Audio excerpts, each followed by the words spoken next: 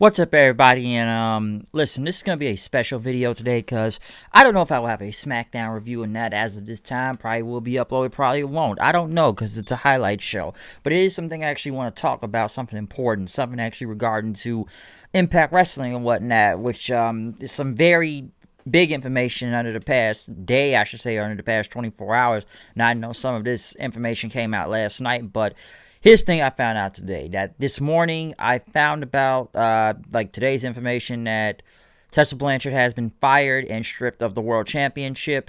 And later in the day, I found out that MichaelElgin, is gone from Impact also. He is fired too. And I want to talk about both of those things real quick because this now pertains in the Slammiversary right now, which the pay-per-view is in like under the next 2 to 3 weeks. And now you took in 2 people out of the main event. So, yes, now you have only 3 out of the 5 people left in there. And I think that is a big problem. Now, the first thing I want to talk about is the Tessa Blanchard thing. As we have all known that ever since the whole coronavirus and whatnot stuff, that, some people cannot make it back to America because, there are some guys that live in different countries and everything. And Tessa Blanchard was stuck in Mexico with her boyfriend Daga, and she was not able to make it to the show and whatnot. And it's been a while.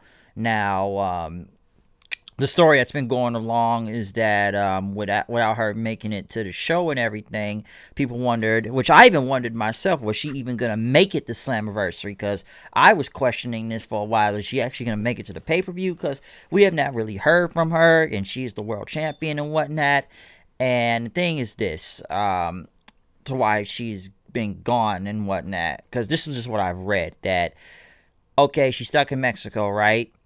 And people were questioning kind of later on because, okay, she's online. She's doing a lot of these bikini photo shoots with Selena De La Renta and everything. And people wonder why has she not really mentioned Impact or whatnot, or even, anything that has to do with the World Championship itself.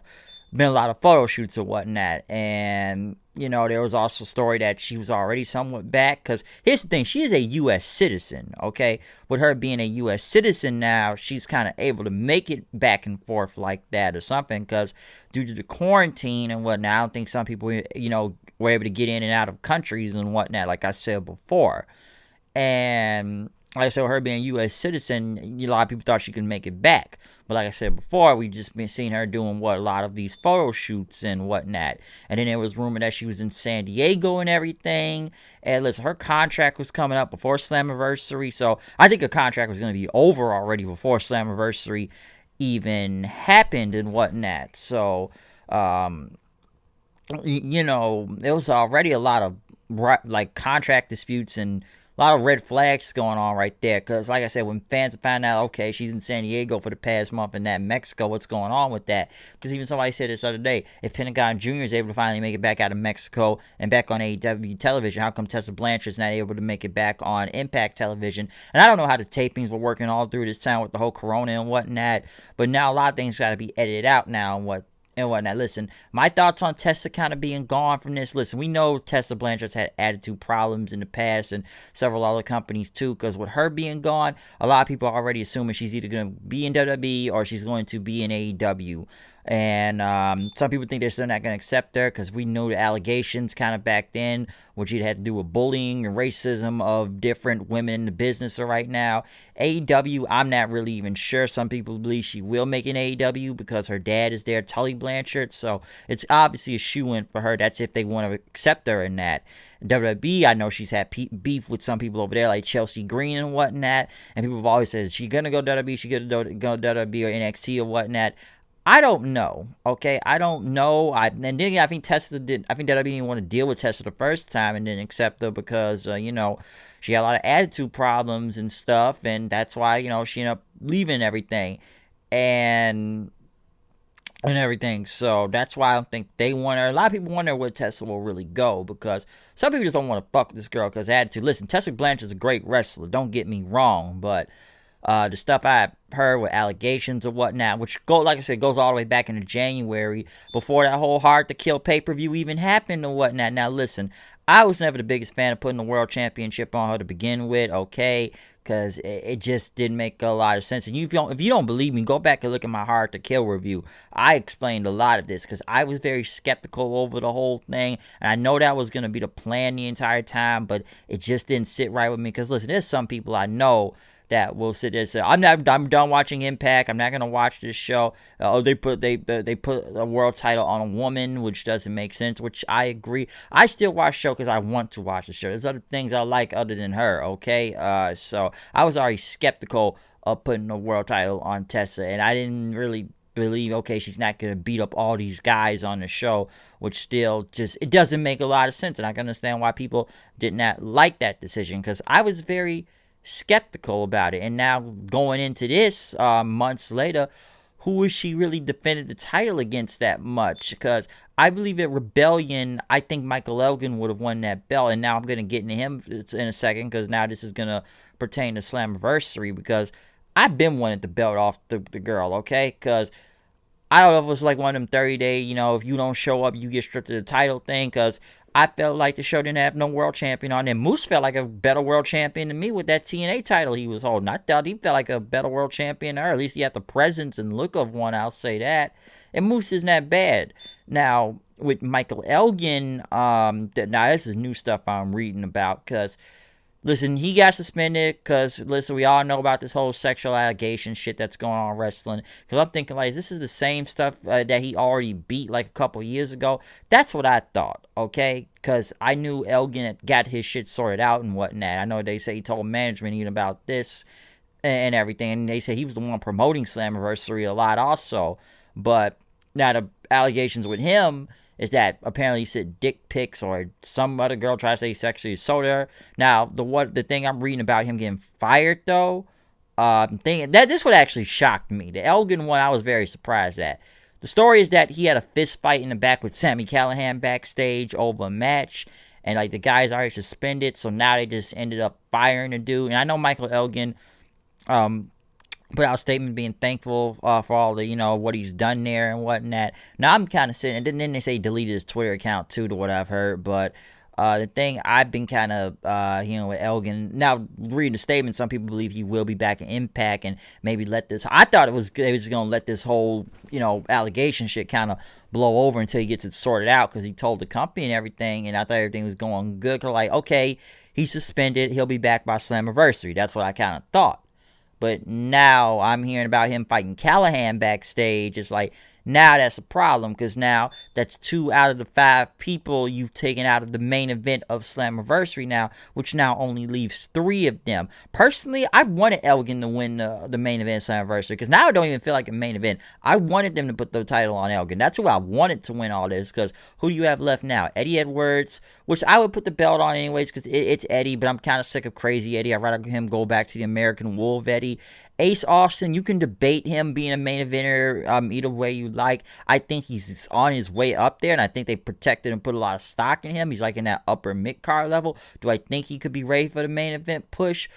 Possibly now, yes. And Trey Miguel, I don't see him winning it all. Come on, Trey's still doing that whole goofball rascal scene. I like Miguel too, and there's spurts with him kind of as serious and whatnot, but do I think he's going to win the world title? No. Now, if they want to replace some people, number one, put Moose in there. Make it a fatal 4-way, all right? That's what I would do. Make it a fatal 4-way. I know some people say the 5th person, which I know we got returns coming back to Impact, and a lot of the people are saying it's going to be the EC3 or whatnot, and I've heard returns like EY, Eric Young himself coming back, and several others and whatnot who are aces and eights, but some people say put EC3 in the match, put the belt on him, but I don't know if that's the best idea in that, especially just bringing somebody back. Now, if I said you just make it a fatal 4-way, which between Moose, Miguel, Austin, and Eddie Edwards and whatnot, whoever wins the title itself and everything, EC3 will walk out and pretty much look at him and point, basically saying, I want next at the World Championship, or, fight for a number 1 contender spot, but at least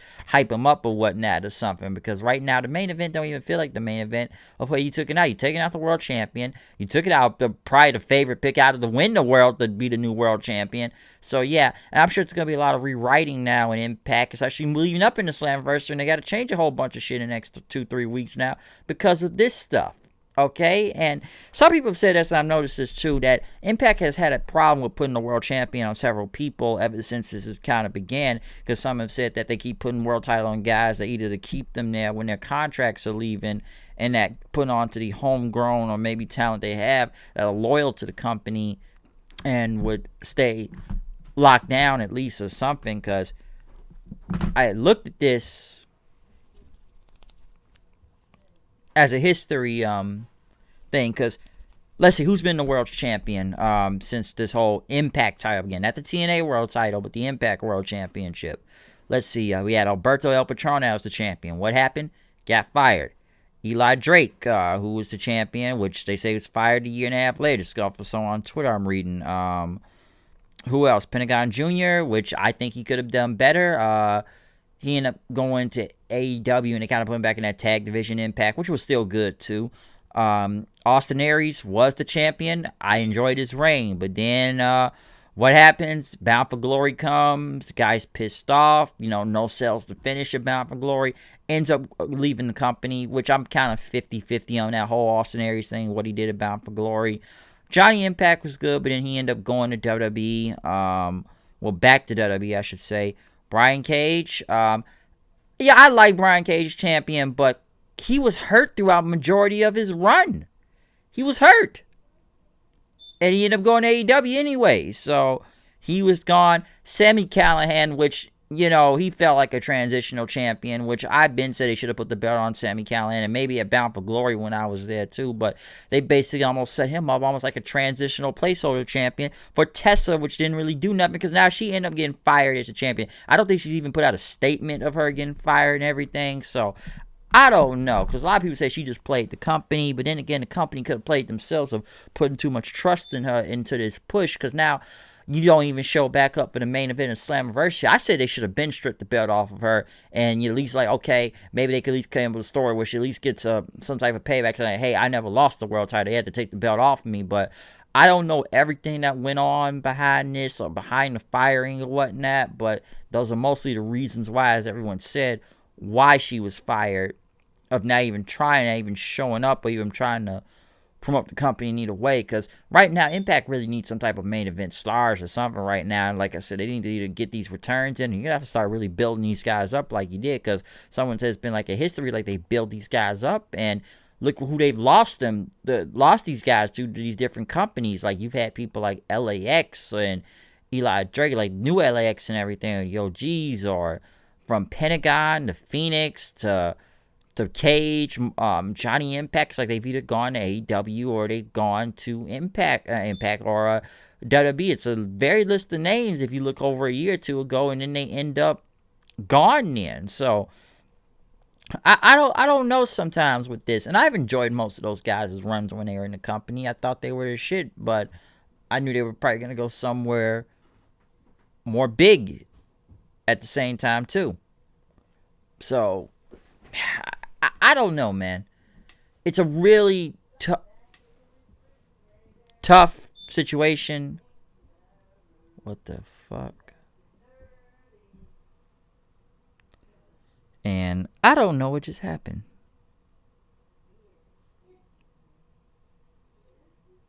Huh. I was kind of odd with the camera. So my screen went black for a second there. But though,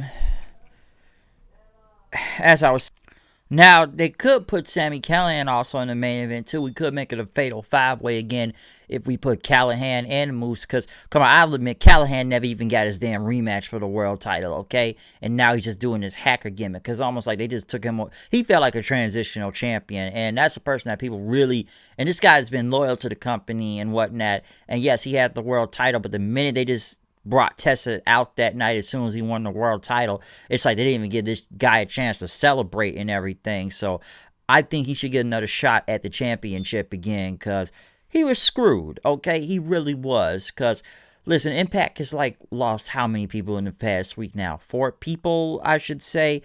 Joey Ryan, come on, man. It's Joey Ryan. Who gives a shit? Come on, what was he really going to move? And this is a guy that flips people with his dick, okay? So I don't care about him getting fired that much. Dave Chris, I don't know. I liked OVE and whatnot, and him and his brother Jake were a very good tag team, but I don't know about him.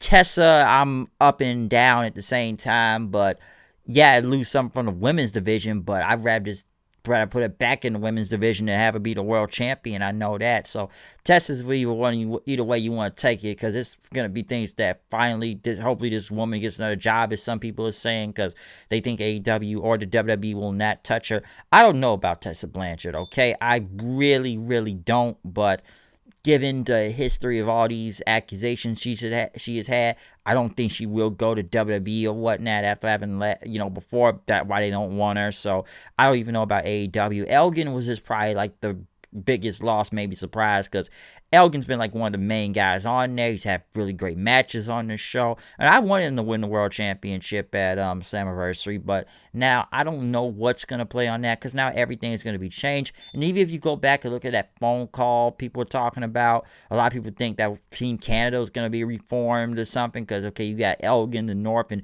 maybe Eric Young if he actually shows up. So I don't really know what's gonna happen, but losing both Tessa and MichaelElgin in the same day, it's a significant loss. It really is, but I don't know. Impact's and I'm sure they may have to fire them for a reason. Now, like I said, the Callahan fight thing, that's what I've heard and whatnot in the back. Because I thought it was the allegations. They may have had to, depending on how bad it is and whatnot. Because some people I've seen already getting fired or released from other companies due to these allegations, maybe depending if they are that bad. But Elgin was suspended. But like I said, I guess this whole fight with Callahan that allegedly happened, that may have been the one that got him fired. Like I said, I'm just going where I read. I don't know if this is true, but I'm seeing several people talk about he got into a backstage fight with Callahan and whatnot. So I don't know what's gonna happen with Slammiversary.